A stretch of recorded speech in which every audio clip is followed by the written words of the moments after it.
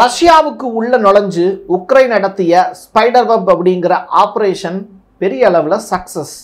But இதை யார் மூலியமா உக்ரைன் செஞ்சாங்க அப்படிங்கிறது தொடர்பாக அடுத்த நாளே ரஷ்ய அதிபர் புட்டின் ஒரு வீடியோ ஒன்று வெளியிட்டு பேசியிருந்தார். அந்த வீடியோவுக்குள்ள அவர் உக்ரைனை பற்றியும் அந்த ட்ரோன் அட்டாக்கை பற்றியும் பேசலை. பட் ஒரு ஹிண்ட் ஒன்று கொடுத்துருந்தார். அந்த ஹிண்ட்டு தான் பெரிய அளவிலான தேடுதலுக்கு உள்ளாயிருக்கு. அவர் கஜகஸ்தான் அப்படிங்கிற ஒரு நாட்டை மையப்படுத்தி பேசியிருந்தார். அந்த நாட்டுக்கும் இப்போ நடந்திருக்கக்கூடிய ட்ரோன் தாக்குதலுக்கும் என்ன சம்பந்தம்? ரஷ்யாவினுடைய கொல்லைப்புறம் அப்படின்னு அழைக்கப்படக்கூடிய ஒரு நாடு தான் கஜகஸ்தான். இந்த நாட்டை வச்சு யூரோப் ஒரு பெரிய சதி வலை ஒன்றை ரஷ்யாவுக்கு எதிராக திருப்பி விட்டுருக்காங்க. இதை புட்டின் எப்படி கையாள போறாரு அப்படிங்கிறதையும் இதற்குள்ள இருக்கக்கூடிய சில சுவாரஸ்யமான நிகழ்வுகளையும் தான் இந்த வீடியோவில் நம்ம பேச போகிறோம். வாங்க பார்க்கலாம் உறவுகளே. இது பிரசாத் சிக்னேச்சர். நீங்கள் ஒரு ஜேர்னலிஸ்டா இல்லை நியூஸ் ரீடரா வரணும்னு ஆசைப்படுறீங்களா? அப்படின்னா இது உங்களுக்கான பெரிய வாய்ப்பு. ஒரு பெரிய இலக்கோட அதற்கான முதல் படிக்கட்டு தான் இந்த பயிற்சி பட்டறை. தியரிட்டிக்கல் அண்ட் ப்ராக்டிக்கல் கிளாஸினுடைய முடிவில் சர்டிஃபிகேட்டும் கொடுக்கப்படும். தொடர்புக்கு 94493594 என் நம்பருக்கு காண்டாக்ட் பண்ணுங்கள்.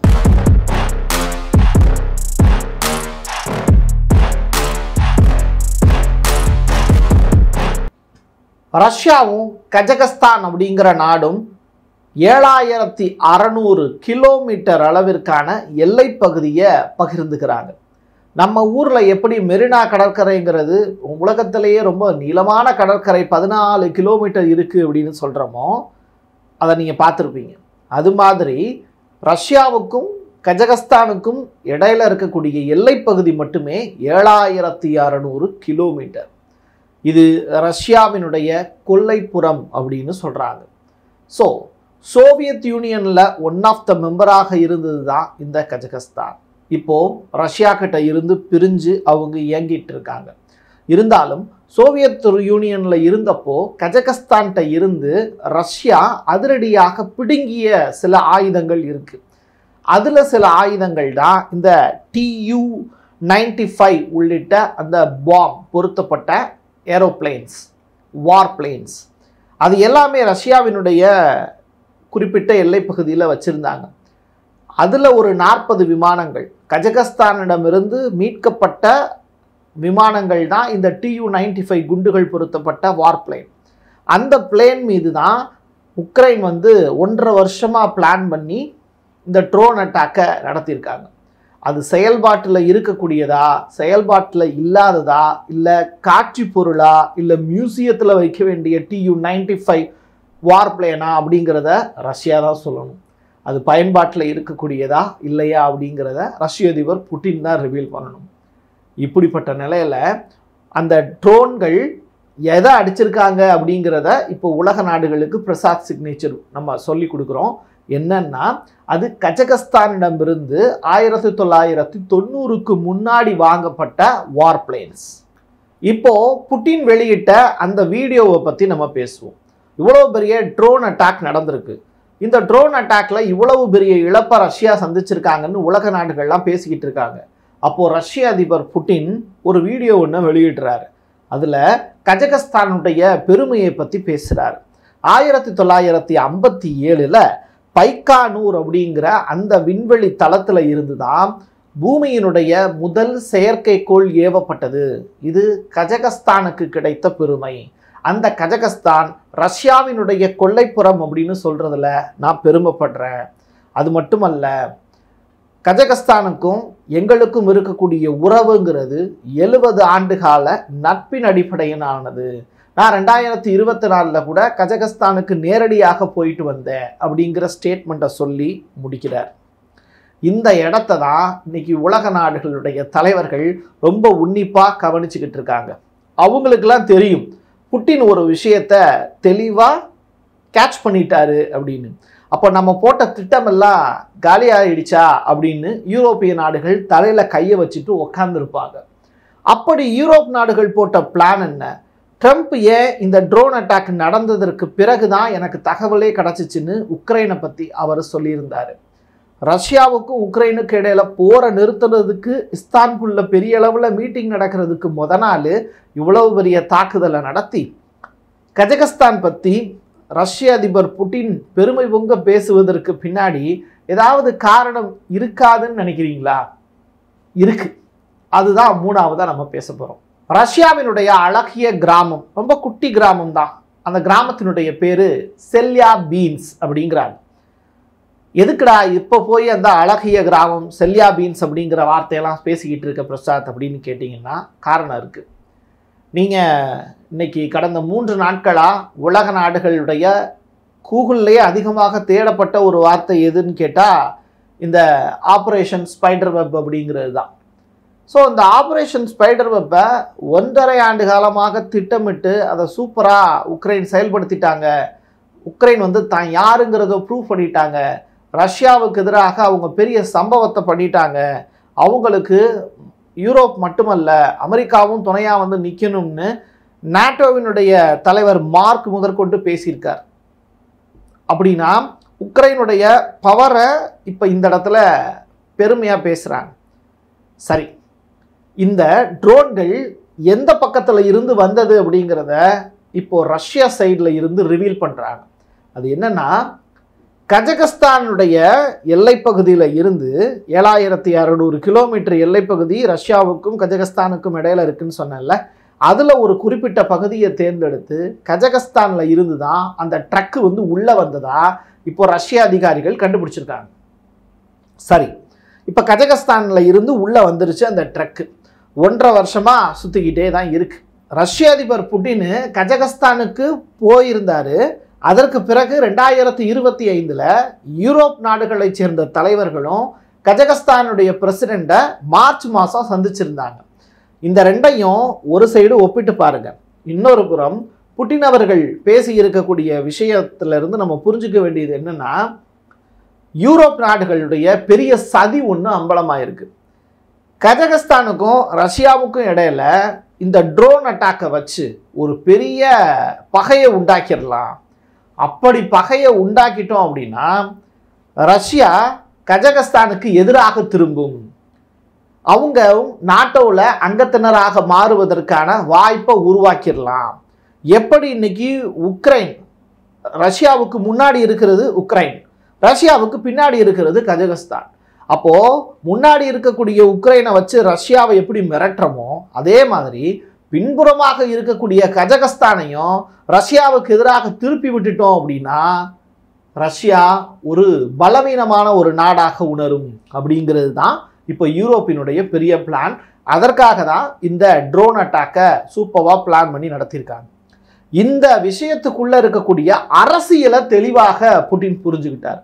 இது யூரோப்பினுடைய அரசியல் அப்படிங்கிறது தெளிவாக புரிஞ்சுக்கிட்டு ரஷ்ய அதிபர் புட்டின் கஜகஸ்தானுடைய அதிபர் டைரக்டாவே வந்து ஃபோன் பண்ணி அவருக்கு இந்த 1957 நடந்த நிகழ்வையும் நினைவுபடுத்தி இருக்காரு.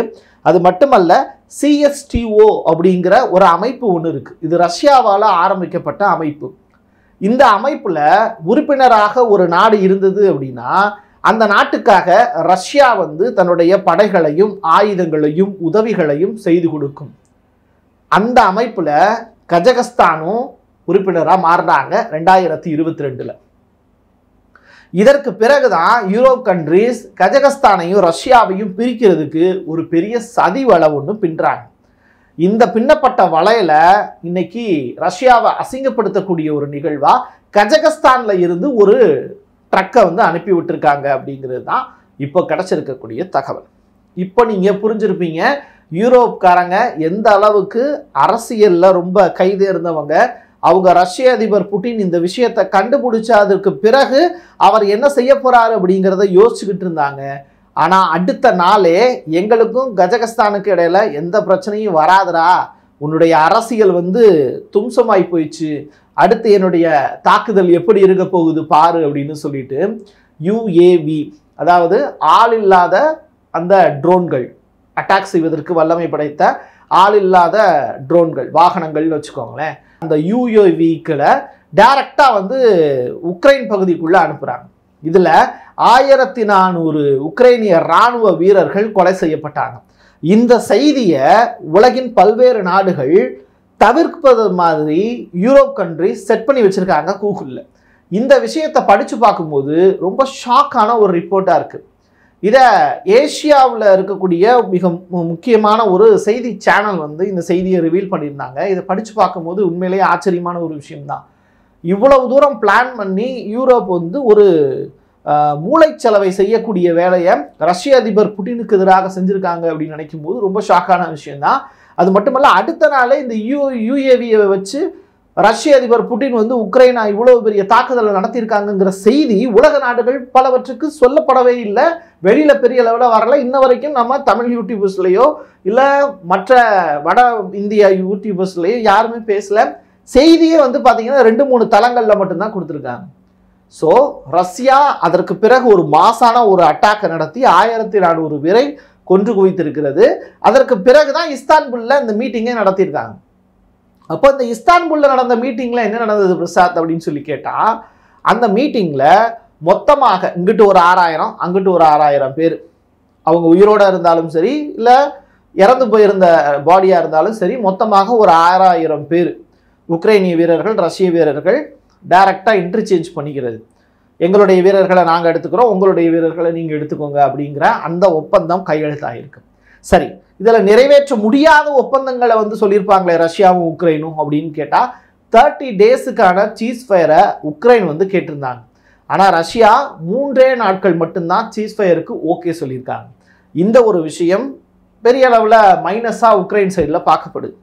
ரஷ்யா ஏற்கனவே கைப்பற்றி வச்சிருக்காங்கல்ல ஒரு 4 ரீஜியன், அந்த 4 ரீஜியனுக்குள்ள உக்ரைன் மறுபடியும் போர் தொடுக்கிறதுக்கு வரக்கூடாது அப்படிங்கிற மாதிரியான விஷயத்தையும் இந்த சீஸ்ஃபயர் டீலில் ரஷ்யா முன் வச்சிருக்காங்க. ஸோ இதை வந்து உக்ரைன் வந்து ஏற்றுக்கல அப்படிங்கிற மாதிரியான செய்தி பரவிட்டு இருக்கு. ஸோ எது எப்படியாக இருந்தாலும் சரி, உக்ரைனுக்கும் ரஷ்யாவுக்கும் இடையில போரை நிறுத்திடலான்னு நினைக்கக்கூடிய ட்ரம்பினுடைய கனவு அப்படிங்கிறது பலிக்கிற மாதிரி தெரியல.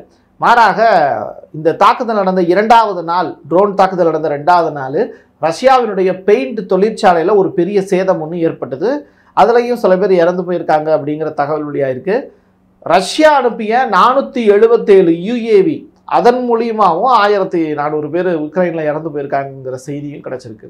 ஸோ இப்படி ஒட்டுமொத்தமாக பார்க்கும்போது யூரோப் கண்ட்ரீஸ் ஒட்டுமொத்த ரஷ்யாவையும் காலி பண்ணுறதுக்கும் உலகின் பல்வேறு நாடுகளை ரஷ்யாவுக்கு எதிராக திருப்புவதற்கும் நாட்டோவில் ரஷ்யாவை சுற்றி இருக்கக்கூடிய நாடுகளை எல்லாத்தையும் இணைக்கிறதுக்கான வேலையை செய்கிறாங்க. அதில் ஒன்று தான் ஃபின்லாந்து. இப்போது ட்ரோனுக்கான எல்லா உதவிகளையும் செஞ்சு அந்த லாரியையும் கொடுத்து அனுப்பிச்சது மட்டும் இல்லை, அவங்க சைடில் வந்து சேட்டலைட்டுக்கான இமேஜையும் கொடுத்து அனுப்பிச்சிருக்காங்க. யாருக்கு? உக்ரைனுக்கு ஆதரவாக.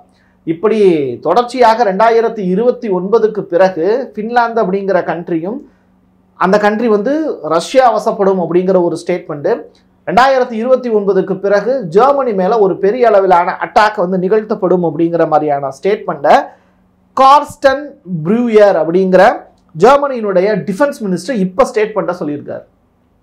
ஏன் அப்படின்னு சொல்லிட்டு அவர்கிட்ட போய் கேட்கும்போது, இப்போ வந்து 10 லட்சத்துக்கும் மேற்பட்ட ட்ரோன்களை வந்து ரஷ்யா தயாரிச்சுக்கிட்டு இருக்காங்க. அது 2029 கடைசி காலகட்டத்தில் ரஷ்யாவுக்கு அந்த பொருள் மெட்டீரியலாக கிடச்சிடும். அந்த டயத்தில் அவங்க ஜெர்மனி மீது ஒரு பெரிய தாக்குதலை நடத்துவாங்க. சரி, அப்போது யூகே வந்து பார்ட்டிசிபேட் பண்ணி எல்லாரையும் காப்பாற்றிடும்ல அப்படின்னு சொல்லி கேட்டால், யூகேட்ட இப்போதைக்கு 2000க்கும் குறைவான ட்ரோன்கள் மட்டும்தான் இருக்குது. இருக்கக்கூடிய ட்ரோன்கள் எல்லாத்தையும் உக்ரைனுக்கு கொடுத்துட்டாரு ஸ்டாமரு. இப்படிப்பட்ட நிலையில் உக்ரைனுக்கு உதவி செய்கிறதுக்காக யூகே வந்து தன்னுடைய நாட்டு மக்களை பசியிலையும் பட்டினிலையும் போட்டு வச்சுட்டு இப்போ இராணுவத்தையும் ரெடி பண்ணாமல் விட்டுட்டாங்க. ஜெர்மனிலையும் இப்போ பெரிய அளவிலான ஆயுதங்கள் பற்றாக்குறை அப்படிங்கிறது இருக்குது.